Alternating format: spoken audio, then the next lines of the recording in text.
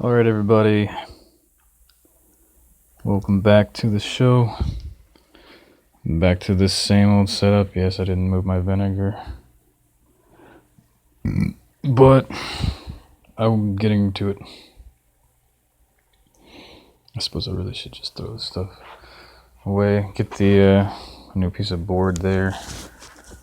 Something that's gonna, the main thing is I want to get a piece of plexiglass because you see how it gives a little shadow right there. This doesn't have a backlit screen. There's a little thing there. And there's my crabs.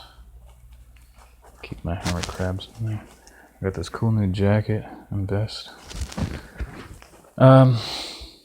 So okay, I just wrote a message to the I forgot his name, but the keyboard player for Jamiroquai. I found him just because I was looking up Fender Rhodes videos because I know I want one. And the main thing is, the difference between when you have an electric piano and a Fender Rhodes.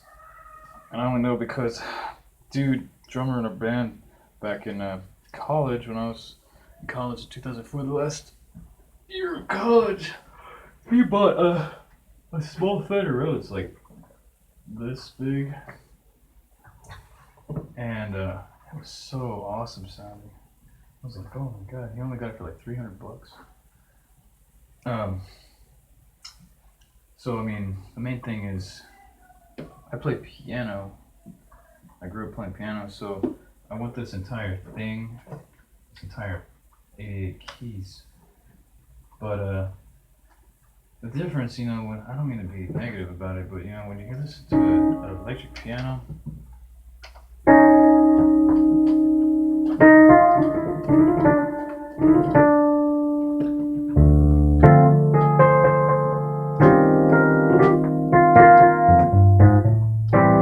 I also have that broken key. It's just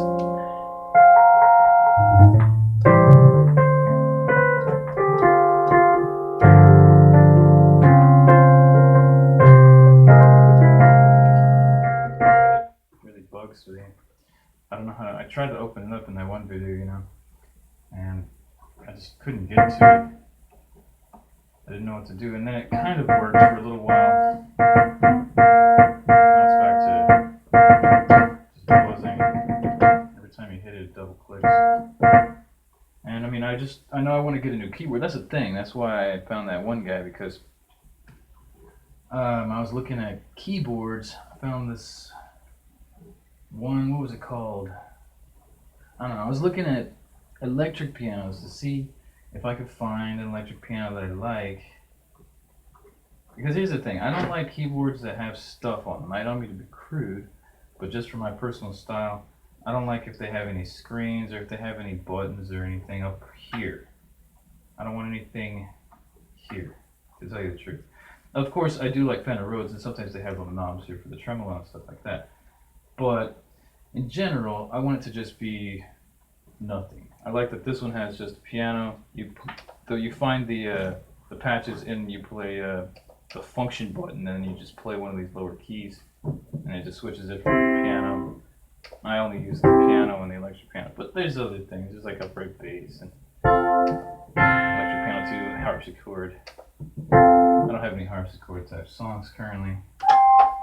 And then I'm also noticing the main difference between my synth. I like this synth a lot. It's a cool synth. I do want to get a Roland Gaia because it'll give you control of all these functions that are within this matrix. You know what I mean? You have to go to this. You have to turn this knob to go to that that line on the grid, and then when you get to that line on the grid, then these controls all have to do with the parameters that are listed in that line of the grid. Whereas the Roland Gaia, it'll give you the entire generator right there. It'll be like oscillator 1, oscillator 2 is going to the mixer that you can touch physically, you know what I mean? To the filter generator, to the amp generator, and then if you want to patch it or whatever, it's all physically right there.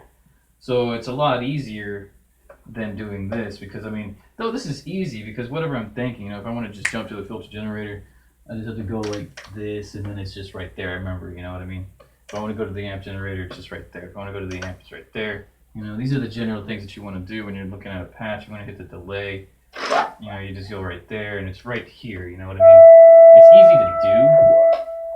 You know, it's that easy, but it would be a lot easier to just have that. The main thing is, where would I even put it? Because I don't like to be so much cluttered, but then again, when I look at guys like that guy, you know, being a keyboard player in a funk band, you always have a bunch of stuff. You know what I mean? Because people always want you to be like, oh, you know, can you hit this kind of sound? Can you do this kind of sound? Can you do this, this, this?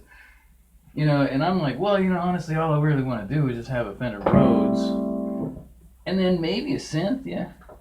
But I mean, I'm not really. I kind of am, and I kind of am not that kind of guy with like a whole bunch of keyboards. You know what I mean? Obviously, I look like that whenever I show up at these gigs and stuff. They're like, oh my god, you brought the whole goddamn band, and I'm like, well, no, but yeah, yes and no. It's really not that much, you know. Especially if you take off this tier here, it's just a mixer, a drum machine, a looper, 2 pedals. You know, I don't even use this. This is much. This is basically for a. I don't know what's going on. Oh, there you go. This I just used. I was using for just like rock stuff, you know. I wonder what this is doing. It used to be just my bass pedal, but you know, just as a distortion.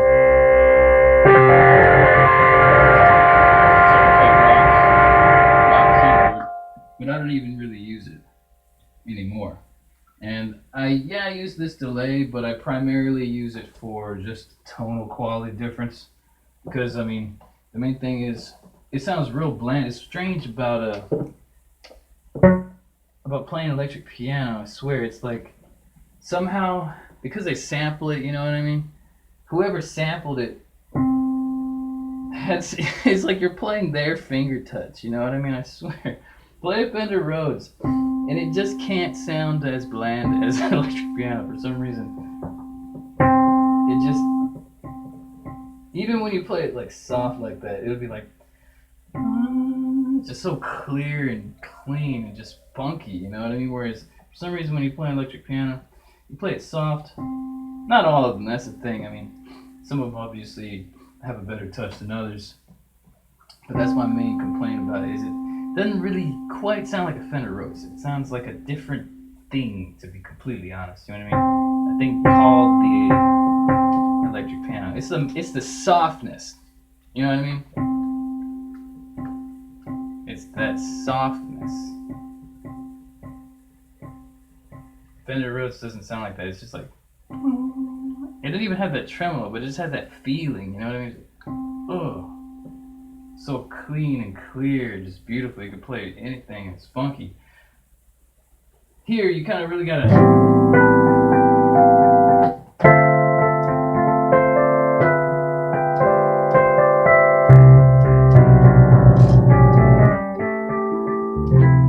It's a little bit too loud to play.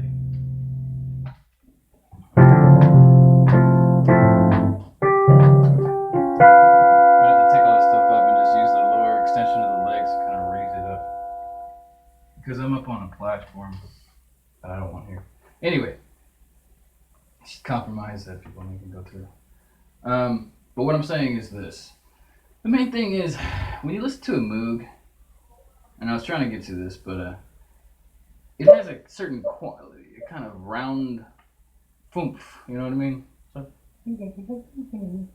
and you can't really, I mean, you could try to fake that sound, you know, thinking about it, like, oh, maybe if I just change, you know, tweak the filter and the filter generator, stuff like that, maybe it'll sound, it doesn't sound like that, though. It just doesn't sound like that.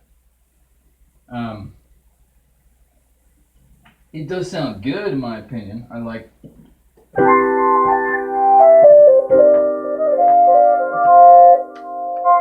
Sounds a bit harsh. Let me just kind of tweak this to show you what it can sound like. I'm gonna bring down some of the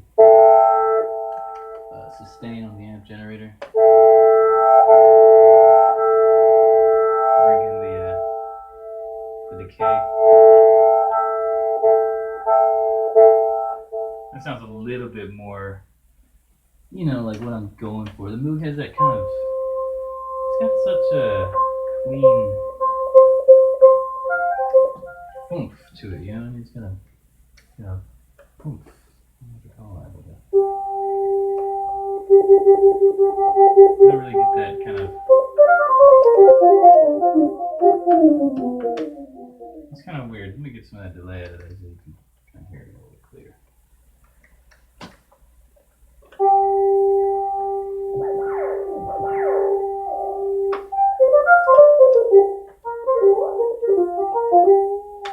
You know what I mean? It's got a good sound. It's true. I like it.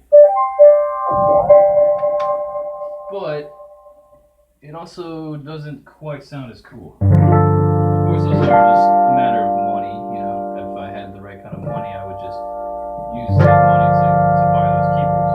But I also do like the Roland guy. I listen to it and I like the way it sounds. I like the controls. I like the way it's set up. The first analog synth that I used was a VST engine, and the Steinberg Nuendo from back in the day, like 2004 or something like that, called the A1. Before that, I mean, I had a synthesizer as a kid, you know, from Radio Shack or whatever. But you couldn't get into the sound set like that, you know, you just had to play it. And then I got this in 2000.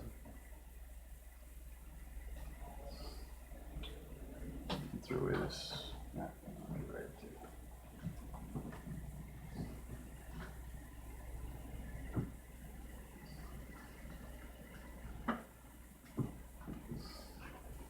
So it's a little bit buzzy. Clean up the sound a little bit. Oh, and you know, this is really what I want. Check it out. Remember back in the 90s, how they would have tinted glass and it would have like these nice tapered geometric edges and stuff like that? What I really want is to get a plexiglass that has cut edges like that with the tinted plexiglass. I think it would be classy. Obviously this trash would not be really disrupts the mood. Of course, these are just my Allen wrenches for my double neck. And then here's the other thing that I'm thinking. I'm a powerhouse here, you know, I'm doing the best I can. I've got my drum machine. The main thing is, this is a step back from me for the past 20 years. I had been doing MIDI sequencing for all of my drums and or audio manipulation, just, you know, sample by sample, making the entire drum set and all that for 20 years. For sure, if not 20, more than 20 years.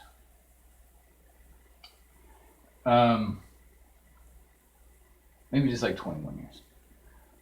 And the main thing is, at that, you have the ability to make an entire track, you know what I mean? You have an intro, you wouldn't just... Right now, I'm always like, well, here's the thing. When you're showing up to a jam band, or a band, you know, they're like, hey, will you come out and jam? Yes. Will you bring your bass? Or will you bring your guitar, is what they always want me to do. And then I do. It's this thing that happens, and then it's gone. If you got it on tape, then good. You know what I mean? Or camera, or whatever nowadays. Then, you know, that's fine.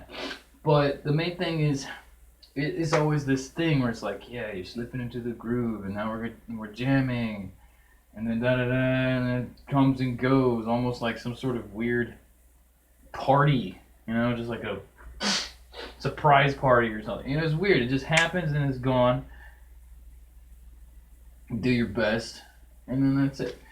I was doing that so much, I was like, well, I mean, obviously, if I had recorded that, then I could just put it on a webpage, and it'd be nice. But also, if you've been in jam bands before, or if you've had jam people in your life, what you know is that it's tough to be in a situation, well, maybe they like it, I don't like it, where it would be like, all right, we're jamming, but it's not going exactly the way you thought it would. You know what I mean? I don't really like that. I don't like not having control of the reins there. You know what I mean? For me personally, if I have a chord progression or whatever, if I have a riff, I want you to know exactly what I'm thinking, and I want you to know exactly the intensity, the dynamics, where it cuts, where it, where you should, where the range is. You know what I mean? I don't. I've had so many experiences where it's like people are jamming and they're thinking and they're doing and they're taking it here and they're taking it there, and then I'm like, no, like we didn't quite get where we were supposed to go. We didn't go through the Odyssey. We just kind of circled the island a little bit. Um, so with all that, after 20 fucking years or whatever doing that shit, I just told myself, hey, I just want to try it out with the looper. I had actually just got into looping because I had seen Reggie Watts, his stuff at like whatever random videos he had been uploading. He was doing it all with his voice, and I had intended on doing that too. The main thing is, my jaw was broken at one point, and it kind of made me a little bit hesitant about doing that. Obviously, I still can talk and I can sing and all that still, but I mean, it just kind of put it on the back burner. And I was like, well, I'll just hook it up to my keyboard, and then I started looking at double necks to see, all right, well, okay, I was looking at getting this thing like the Charlie Hunter bass that's got it's like a 7-string, 3 bass strings and 4 guitar strings. I was looking at that at first, and then they were like, I don't know, $1,100, $1,600, something like that. And I was like, okay, well, maybe I'll just get a double neck. So I was looking at double necks, and the double necks that I saw, they were much more reasonable. I didn't really like the original ones that I had seen because some of them, they were like guitar up here and bass down here and stuff like that, and it didn't really make sense. Like you want your bass here above the guitar, you know what I mean? I mean, for me, it just makes sense, because I'm a bass player. And logically, if you think about it, notes go up as you go closer to the ground, you know what I mean? So, when I saw one, and I had a job at that time that paid me enough, I went ahead and bought it. It was only $400. And, I mean, it's great. It does a great job. It does need to be set up with the proper intonation for these types of strings so that it can stay in tune. That's the main thing, because the neck is kind of wonky. It's set up for a 12, and it loses its, I don't know, it kind of loses its shape too easily. The more you play it, it kind of settles. It's been settling. It is still a new guitar. So, it's kind of weird, but you have to retune it a lot, whereas my Washburn WG-208 has been in my possession for 18 years. It knows me well. It's like the most crystal clean, it's like a vintage Porsche to me. It's exactly what I want it. Doesn't change. You know how fast it goes. You know exactly where it's gonna stop, when it's gonna go. It always does the same thing. I'm dealing with it. It's like not quite the Porsche. Kind of like an old pickup truck that's like doing, it's like, well, no, it goes. Like, well, no, the Porsche goes better, but I mean, I could do more with this damn truck. In the meanwhile, and this is only because I don't have a full band at this time. I don't even want to be doing all this. But here's the thing: if you've seen like Roshan Murphy, you know about Roshan Murphy. I think she really does anything. Maybe she still does stuff. Obviously, she's still a millionaire or whatever. But if you see her live band from around in the 2000s, you see what the setup is kind of like. If you look at her producer, the keyboard player guy, it's another one of those guys. You know what I mean? He's got all of the too many things in front of him, but it sounds good. Well, I'm like half that guy, and like half a male version of Roshan Murphy in a way. You know what I mean? I sing much better than most of the people I know. I also am one of the only people I know who actually writes songs. Who actually composes his own type of music, especially. That's the main thing, you know what I mean? This is a long video explanation here, but I'm just kind of SOSing this shit. I've also been through the most different types of music. You know what I mean? I've had all this different types of stuff where I was in like a metal band, had been previously a punk band. You know what I mean? So I played punk music on guitar, bass guitar, produced tracks on the computer using electronic and or analog. Real acoustic drums and stuff like that. I went through that thing, you know. All the while I was in a jazz band and all that, and I was fusing it together, looking for, yes, I had a Blood, Sweat, and Tears record as a kid, that kind of thing, you know what I mean? How do I get to that point? Well, I did find this band that plays that kind of music. They're older guys, like 20 something years older than me, but they're kind of at a point where they are just playing. They don't, they're not like a professional all working band. They're just a band. Yes, they do gigs here and there at this point, but I mean, because it's a thing to be a musician, you know what I mean? Or to be, I'm not going to say I'm a musician, you know what I mean? Because when you say that, people are like, oh, does that mean that you're not a scientist? No, I'm much more of a scientist than I'm a musician, but a musician, like, are you a painter? Or are you watching football? You know what I mean? It's like, well, yeah, what do you mean? I don't have to give up painting to watch football. Are you kidding me? So I hate to use that kind of terminology, but as you understand, working as a musician and actually going out and playing gigs and stuff like that is a thing that requires its own world. You've got to really make it happen. I've done it so many times because it was easier. I was just a bass player, just guitar player, stuff like that. You could just show up like that, and everybody wants you to play easily. Now, to be like a trombone player, like the guy was joking, to just go out to gigs, well, you have to really chase it. You have to really go out to the jazz gigs, and you have to be pretty good and want to do that. You have to really care. If not, what you're going to end up doing is really just playing with your friends. And there's nothing wrong with that. Of course, being this guy who plays all these different instruments, yes, I had a trumpet at one point that I was borrowing, and I was getting pretty good at it. Yes, I do know how to play the cello as well. The main thing is,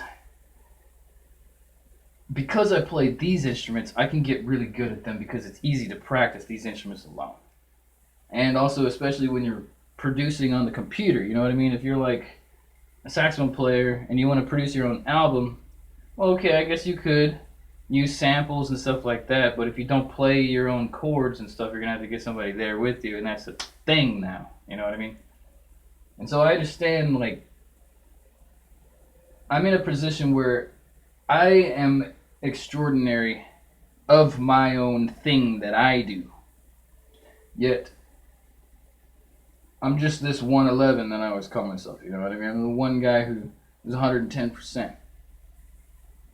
Now getting it up to like infinity percent, that would be terrific. I think that this band is going to really be able to kind of put that together for me because they're kind of challenging me to take it to that level.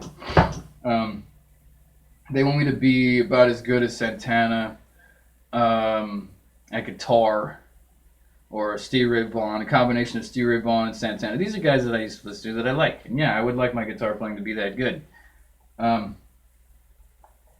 Of course, it's like just a matter of opinion, but also I don't jam the hell out of my guitar like that.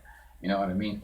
Because I only play a little bit, and as is, I'm just working primarily on this for now. But that's the thing, what I'm saying. Eras.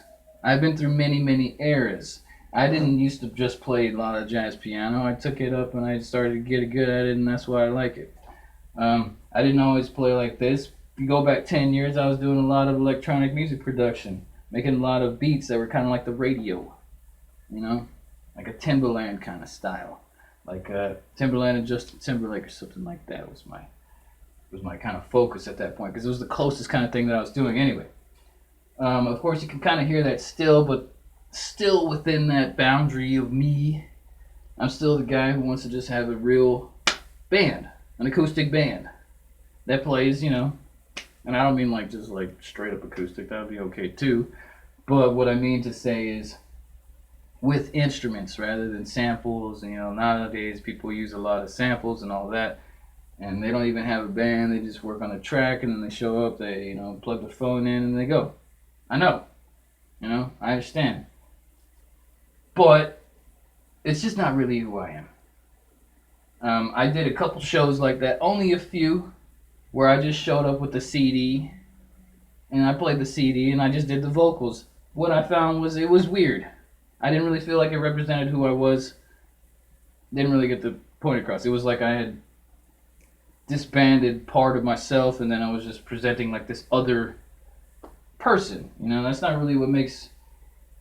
I mean, like if you imagine like Jamiroquai showing up with just a CD, and him just standing there. You make me look with a little L, with a little L. It'd be all right. People are like, "Oh, he sounds good." But he would never do that now because it's not from his time period. He's obviously got the time period where he's from, being in a real band and having all that magic going at the same time is really what propels his fame. You know what I mean? Of course, at this point he's just like a veteran guy. But back in the day, in the 90s, I remember when he was just hitting his popularity from my point of view, and I was thinking, well, yeah, he's got a style that I just don't even know how to play at that point. I was listening to like Herbie Hancock. He was living in that kind of like super funk era. He's a little bit older than me, I'm 36. I don't know how old he is. He's probably like 40 something, 46 something maybe, probably. Who knows? Maybe 42 or something, but he's definitely got that 70s disco leftover vibe going, you know what I mean? Whereas I was born in 1983. So, all I mean to say is this. This is all good. Getting rid of this piece of wood in this box, that's key. Getting a cool, classy, dark tinted plexiglass plank to go here instead is key. Of course, I do intend on getting a cool DJ mixer and a platter, one of these CDJ platters. The main thing that's kind of getting me is they'll give you 2 platters and a mixer, and one thing is a controller that you would use with your laptop. And I had been avoiding having a laptop sitting on my computer thing. Like, I just didn't like laptops for the longest time. I think they are fine, but I just had this horror story or something in my head where I was like, having a laptop on here will make you some sort of weird musician. I don't know why. But the weird thing is, the laptop is the easiest thing to do. You could do all kinds. You could play tracks. You could produce your entire stuff right there. I don't know. It's just something about it just makes me queasy. Having a screen here is just like, oh, Mr. Snazzy Pants. I'm like, not quite. But I don't mind having like an MPC. If it was an MPC, I would feel much more comfortable. Dedicated just for the music. The ability to have MIDI, XLR inputs, quarter line, whatever. MIDI sequencing. Now they have a screen even. So, that's badass. So, you could even just touch it and sequence it like a normal thing. Touching it is new, but, you could sequence it just like you would a MIDI sequence. So that is really cool. Plus, it would sound a lot better than this. This is my current. These toms are gonna change. I don't like them. I think it's a 140 is what I like. Yeah, I like that dry. I don't really like drum set reverb. You hear the difference? That sounds cool. Man, it sounds good, but the main thing is this. Having a live drummer That's the main thing. This is not to replace the band. I just want people to know that. This video, maybe I'll just put this as the headliner video. Um, this is not supposed to replace a band. This was not the goal. The goal was to augment a band situation and to also be able to show people what I was thinking more clearly. You know what I mean? Um, just like instead of like being like, all right, here's the notes or whatever, be like, all right, well, this is the general groove of what we're gonna be doing. Keep that groove. Now follow these changes. You know what I mean? That's all it really was. And of course, you want to use a drum machine because if you just use these pre-existing drum patterns, then you're just stuck in that loop. And I would never use a pre-existing drum pattern while producing a track. You know what I mean? I would only MIDI sequence and or audio just lay it on the grid, with piece by piece, different drums for each, different samples for everything. I'm not the kind of guy who samples like a kit, you know what I mean? I sample a one note, a one hit, you know what I mean? That's the kind of guy. Or even more specifically, to play. I have enough mics and everything, and even the clips that go to clip the mics onto the drum set. You know what I mean? It's just a matter of getting out of this room and then just having it set up. I did talk to the guy whose house we were practicing at about that. He did seem like that was he was saying it was a good idea that we could just be producing at his house. He has an electric drum set, and it sounds good. It was fun. I played on it for a while, and it does sound really cool. That's true. The main thing is getting the right kind of gear to get the next thing out of. Obviously, I want to get this shit out of here. It really bothers me. But what I'm telling myself is I saw this pad thing. It's not even a new pad. It's like 10, 15 years old. Maybe it's only like 11 years old, I think. But it sounds good. I saw a guy use it at a gig where he had a real bass drum and then he had the pad. And it sounded great. It sounded terrific. It sounded just like a really well mixed drum set in the room. It sounded great, and it didn't have that kind of overpowering, too much in the room vibe because it was just going through the PA. But it did have the strong bass drum of being in the room with a kit. So it was a good hybrid. I don't really want to just have that. I do want to get a cocktail drum set because they have this one that you can stand and play. I'll put this up like another foot if I could. There's this other kind of stand that I might want to get to bring it all up to like a normal level, or get some sort of nice way to sit somewhere in between. It's just at a weird level right now where it's too low in the pit here. But what I saw was, all right, put this pad here, have that running into either control this or to maybe, I think, it could be slave to this Elise's drum machine. So here's the main thing about this. Whenever I tap tempo here,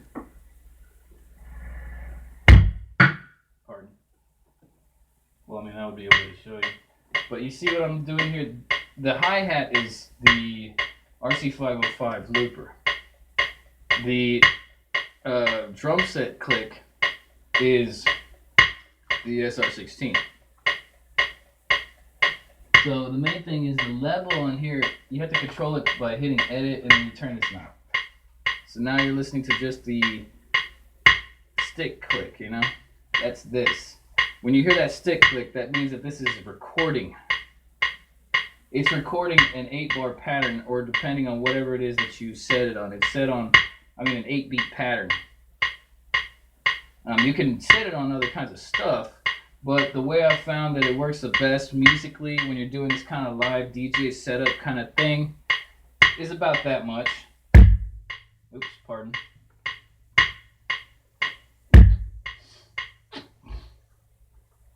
it does become a little bit cumbersome because if you do something wrong, it also doesn't have a way to turn off the quantize. So check it out. There are two things that are a little bit complex about the way you use this drum machine. Number one, if you want to delete something, there are two ways to delete it. You can delete it while it's playing. You hit erase in the pad that it's on. When it runs through that time period, it will delete it for that time period. So you have to wait during the entire loop, and then it's gone. You know what I mean?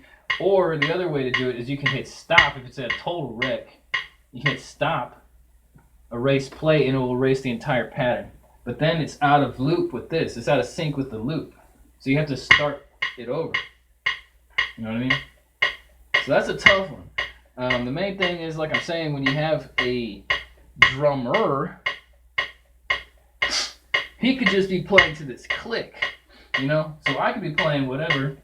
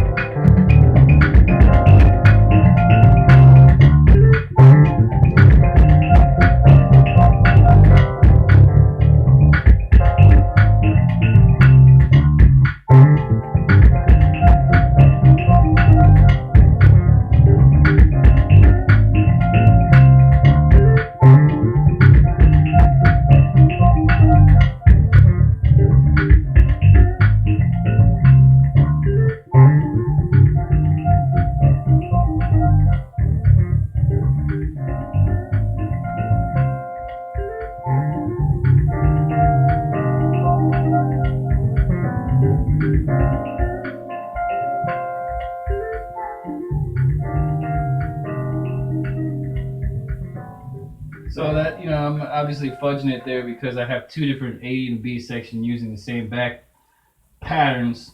And I was doing some of it live. Obviously, somebody play the bass guitar and the guitar live and all that. It's all live, whatever. But I mean, that's kind of okay. So what I mean to say is, that's about as complex as I could do at this particular venture. And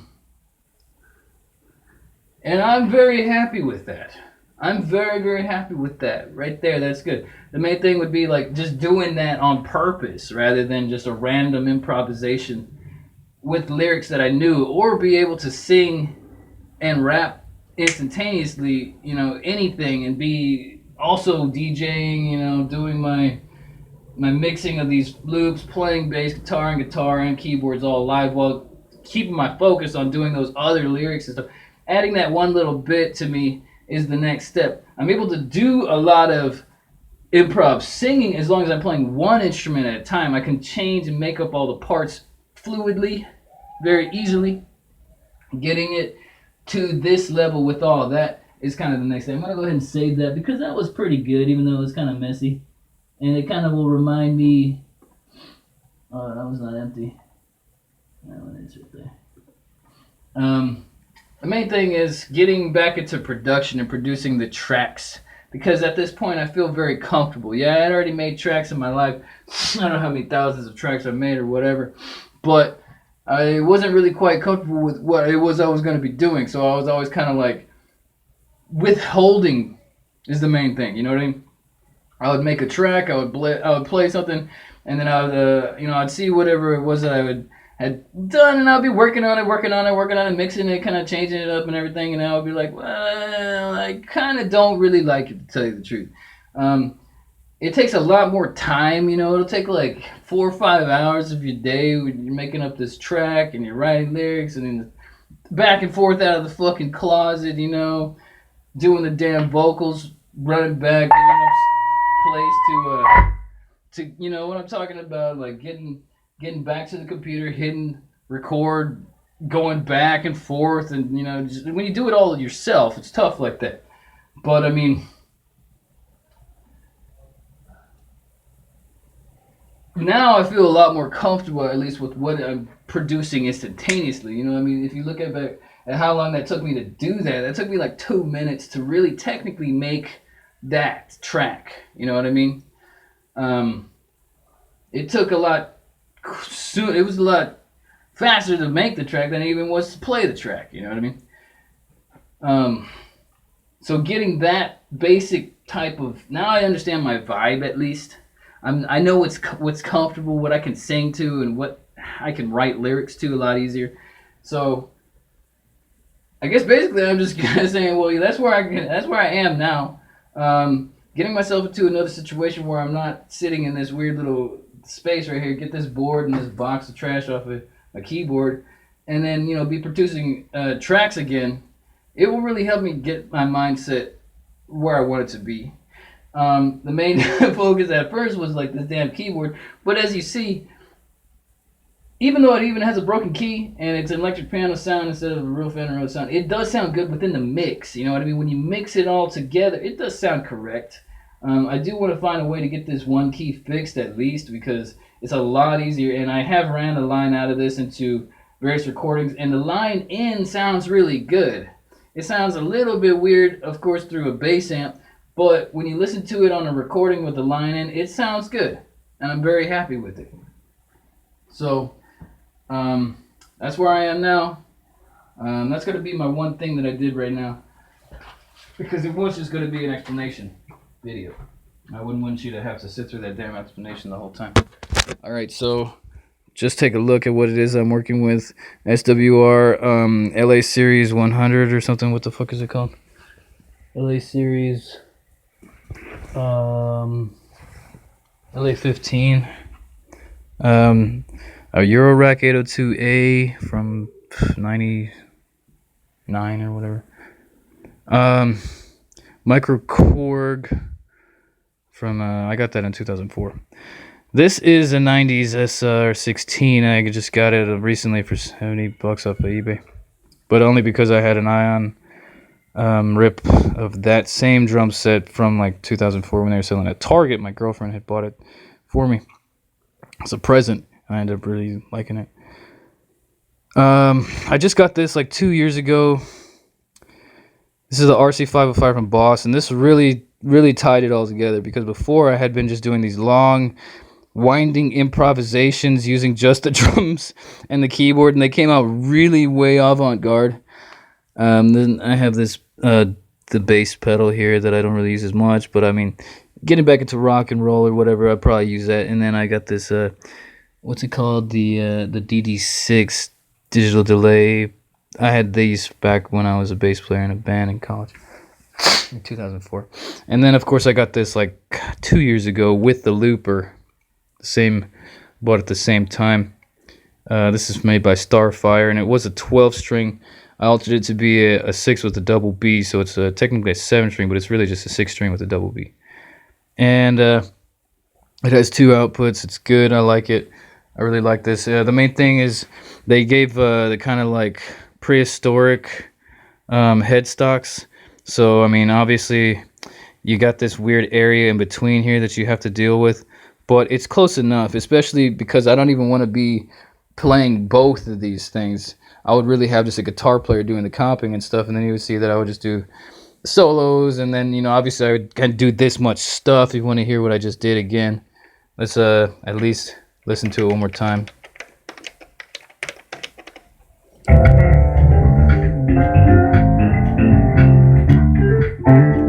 Probably mix it because it wasn't all the way up.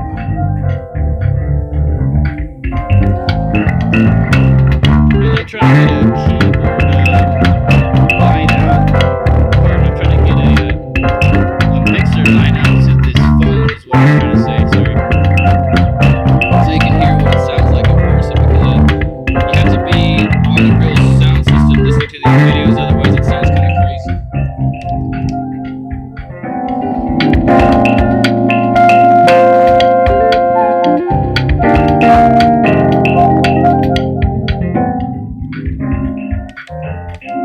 You see?